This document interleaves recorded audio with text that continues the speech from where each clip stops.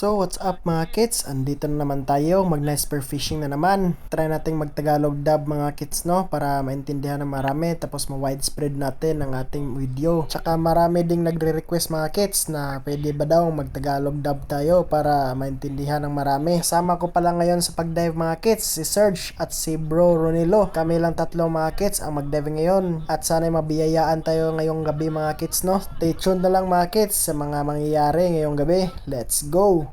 Dito mga kids ay natapos na kami mag-ready sa aming mga gears. Ready for action na mga kids. Dito na si Bro Jeric aka Serge, at sa likuran naman natin ay si Bro Ronilo. Dive safe always tayo mga bro. So let's go, abangan na lang mga kids no. Tag malingaw mo. Let's go! Dito sa unang dive natin mga kids, may nakita tayo isang snapper, or tawagin sa amin ay katambak. Panain na sana natin mga kids no, pero bigla siyang tumakbo. Sobrang ilap naman ang isda na to. Trinay pa nating habulin mga kids, pero hindi na talaga maabutan natin. So move on na lang tayo mga kids, di bale makakita pa tayo mamaya.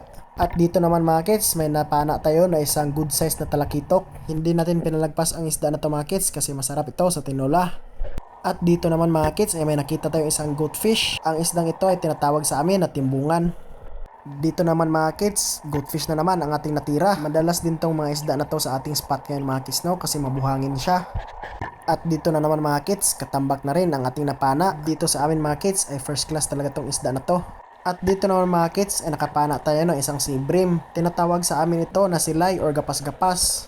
At dito naman mga kids ay may natira tayong isang mulmol. Nakatambay lang siya sa ilalim ng bato, kaya di na natin pinalagpas. Sa sunod nating pag-dive mga kids, nakakita tayo na isang surgeon fish, or tinatawag namin dito na isang indangan. Dito naman sa sunod mga kids, indangan pa rin ang ating natira. Dito naman mga kids ay may nakita tayong isa na stingray no, or tinatawag sa amin na kijampaw. May nag-order kasi sa akin na bibili daw siya ng isang stingray, kaya kinuha ko na lang. At dito mga kids ay may nakita tayong isang sweet lips. Kaso lang medyo napataas yung tira natin, kaya yun, nakawala.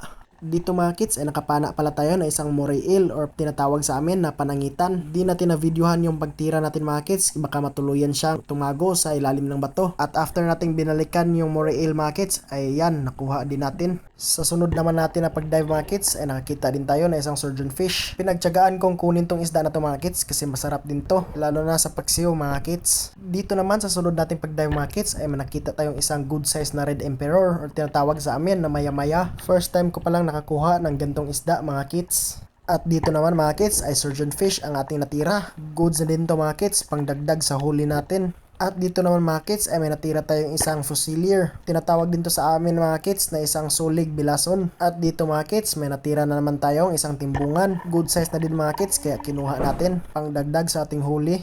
Dito naman mga kids, sa sunod nating pag-dive ay may nakita tayong isang katambak na sa ilalim ng bato. Medyo marami-rami na din ang mga natuhog natin mga kids. Konting tiyaga lang talaga sa pamamana at may mahuli din tayo.